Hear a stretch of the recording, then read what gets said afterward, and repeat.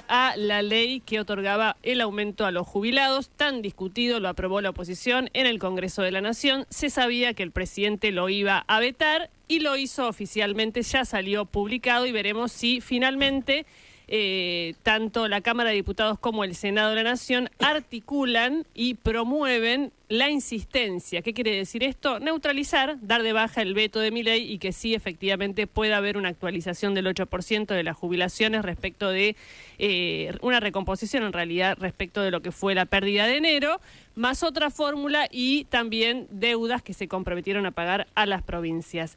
Cristian Ritondo, jefe de bloque de PRO en la Cámara de Diputados, está en línea. ¿Qué tal, Ritondo? Jessica, vos y el equipo de la Nata los saludan. Hola, ¿qué tal? Buen día, Jessica. Bueno, ¿tienen la fuerza como para bloquear el veto de Milei? A ver, esperemos, porque si no se pone en un lugar donde es el 8% de los jubilados y apoyar el veto, y me parece que acá lo que hay que plantear es que se sancionó una ley que produce un déficit de 1.2 a 1.8. Esto significa una ley que no puede pagar hoy el Ejecutivo Nacional, que no tiene que ver con esa diferencia de enero, sino tiene que ver con las cajas provinciales, con un sistema de ajuste que va por arriba de la lógica que se había planteado este gobierno, y que parece que hay quienes se acordaron de los jubilados después que le devaluaron sus ingresos por más del 40%. A esto se paga con emisión o se paga con endeudamiento, con lo cual es un imposible que el gobierno hoy, por más ajuste que haga en otras áreas, pueda soportar el costo de esta ley.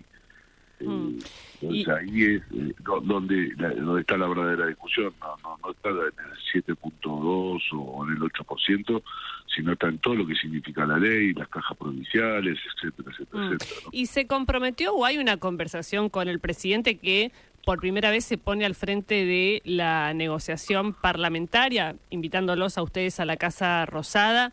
¿Les dio un adelanto de que después del veto podía venir algún tipo de beneficio hacia los jubilados como una manera de no dejar expuestos, sobre todo a los que vayan a defender una posición que, más allá de todo, es antipática? Sí, por eso decía que si ponemos la discusión en eso solo, es algo que nosotros planteamos y presentamos un proyecto de ley que era distinto al que salió sancionado. Que vamos con el presidente, sí, en una mesa de coordinación habitual, donde antes que vayan las cosas al Congreso podamos discutirlas, charlarlas con el Ejecutivo, para que vaya mucho más madura al Congreso de la Nación, en aquellos que tenemos voluntad de acompañar en este cambio al Gobierno Nacional, ¿no? Uh-huh. Y respecto de este tema puntual de las jubilaciones, usted decía, nosotros teníamos un proyecto diferente. ¿Se puede empezar a promover ese proyecto en paralelo a que quizá la oposición avance con el veto? Estoy pensando en los tiempos, porque va todo muy rápido, se viene la discusión por el presupuesto, que tiene calendario, lo va a enviar pronto el Gobierno Nacional. ¿Hay una estrategia de parte de ustedes de promover este proyecto de ley que tenían? El Gobierno, más allá de lo que está pagando por la fórmula que sacó por DNU, hoy está avanzando en el pago de bonos, con lo cual está por arriba de lo que ya se había comprometido. Ahora, lógicamente, nosotros tenemos que tratar, y el Ejecutivo también lo ve, en que los jubilados recuperen, y trabaja para que recuperen la posibilidad de tener mayores ingresos. Así que no se comprometió en nada el presidente, pero creemos que sí, el Ejecutivo va a ir haciendo un esfuerzo para mejorar los ingresos de los jubilados. Cristian, Cecilia Uflet lo saluda. Hola, Cecilia. En esta discusión también está los aportes a las cajas provinciales que tiene que hacer ANSES, que tienen un atraso enorme este año.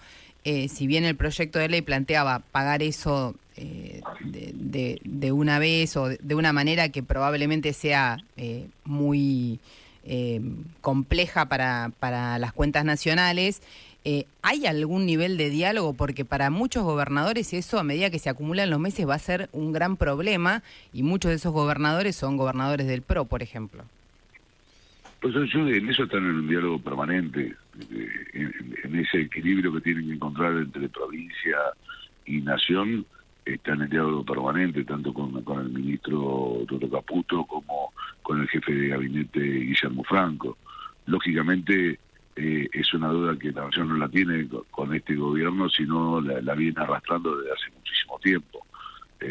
Con lo cual, lógicamente, ponerse al día es de un costo altísimo, pero también entender que son obligaciones que tiene la nación con las provincias. En esto se irá trabajando para que, sin afectar el déficit cero o no tener déficit en las cuentas fiscales, las provincias se hagan del dinero para tener en sus cajas. ¿El PRO va a hacer un reclamo específico o respaldar el reclamo específico de los gobernadores para que se empiecen a hacer las transferencias de esos fondos? Estuve en una reunión el viernes con el presidente, con el jefe de gabinete, con Karina Milei.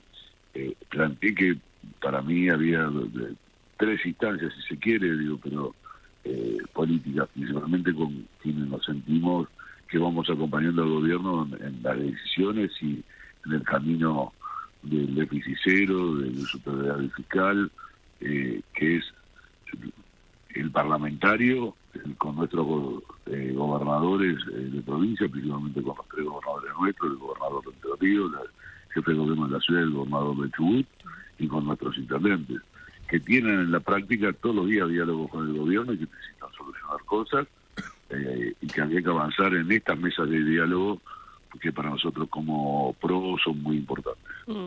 Anoche el presidente dio una entrevista y ahí planteó que lo que él quiere es un interbloque con el PRO. Libertad Avanza más PRO. ¿Eso está verde? ¿Se va a lograr? Eso tiene que ser la culminación de un proceso, no el principio. Hoy nosotros, coordinando el trabajo entre la Libertad Avanza, el MIT, otros partidos provinciales y el PRO, creo que podemos avanzar dentro del Congreso. Lo que tenemos que tener es coordinación en las cosas que van a venir al Congreso, enterarnos antes, verlas antes y poderlas discutir y dar nuestro parecer, nuestra experiencia con el Ejecutivo, junto con los demás bloques. No quedó claro qué falló en la coordinación hasta ahora. Que falló que en muchas cosas nos enteramos antes, no nos enteramos antes, no pudimos discutirla, darle nuestro parecer en qué cosas eran más factibles que salieron de una forma que de otra. Vuelvo a repetir, recién discutíamos jubilaciones, nosotros habíamos planteado un proyecto de ley donde encajonar, si se quiere, el lugar más sensible que hoy tiene este veto, y que lo había planteado un proyecto de ley que encabezaba María Eugenia Vidal. También teníamos, por otro lado, en el DNU, nosotros venimos advirtiendo en el DNU, donde se gira una cantidad de dinero a la CIDE, que si esto era un proceso donde la bicameral de inteligencia estaba designada antes, se tardó casi 9 meses en designarla, teníamos la posibilidad de discutir para que eran esos fondos en el lugar que hay que discutirlo, porque no estamos hablando de fondos comunes, sino estamos hablando de fondos donde la discusión tal vez tenga que ser secreta. Y en ese proceso, antes o después, ¿a usted le gustaría ser presidente de la Cámara de Diputados? No, yo estoy orgulloso de ser presidente del PRO, presidente del partido en la provincia de Buenos Aires, y el que elige el presidente de la Cámara de Diputados es el propio presidente, porque está en el nombre sucesorio. Así que bueno, pero parece que hay alguna gente que le sugiere al presidente que lo elija a usted. Bueno, pero será una decisión del presidente. Hoy está Martín Menem, al cual respeto, y lo está haciendo de la mejor forma posible, entendiendo de que tiene un bloque y una debilidad parlamentaria de 37 diputados, porque para ser un gobierno es un bloque del 15-16% del Congreso de la Nación, ¿no? Usted presentó hace unos días, entiendo que acompañado del bloque, un proyecto para pedir explicaciones por la presentación de apoderados de la CIDE en distintas causas judiciales que lo tienen al expresidente Mauricio Macri o a la AFI de ese momento bajo investigación. ¿Tuvo una respuesta satisfactoria al respecto? No, todavía no tuve la respuesta oficial. Seguramente la tendremos en estos días. Sí, hablé de este tema con el jefe de gabinete, que hablamos y que nos quedamos tranquilos que iba a haber una devolución. Después hubo una respuesta que, digamos, no fue solo a mi pedido de informe, que la hizo hasta el propio presidente la nota que ustedes decían ayer, y lo que el gobierno ha transmitido, ¿no? Que estaban haciendo todo un revalúo de las causas donde había gente de inteligencia de la AFI involucrado, que no solamente eran esta. Bueno, esperaré la respuesta que vendrá vía bicameral y seguramente espero que me satisfaga la respuesta del gobierno, ¿no? Sí, y la comunicación extraoficial, ¿le pareció razonable? Digo, porque consultando la justicia federal no es habitual que se haga ese proceso. Es atípico. Sí. No, por lo menos atípico, porque es el pedido de informe, si no, sí. no le he hecho un pedido de informe. Es sí. atípico en la forma en que se presentó, cómo se hizo, pero bueno, también es una gestión nueva. Vamos a esperar que nos contesten. Digamos, a ver, no, yo no quiero nunca más una AFI que esté involucrada en presiones judiciales, persecución periodistas y políticos. Digo, me parece que el diseño que le hicieron a esta AFI o a esta CIDE, yo estoy de acuerdo en cómo tener la política de seguridad exterior, la política de seguridad interior, un tema que le faltaba y fortalecer, como tiene que ver con la ciberseguridad y lo que hoy se llama asuntos internos, que para mí es contrainteligencia, ¿no? Que es el control de los propios agentes. Sí. Gracias, Ritondo, por la comunicación. Cristian Ritondo, jefe del bloque PRO en la Cámara de Diputados.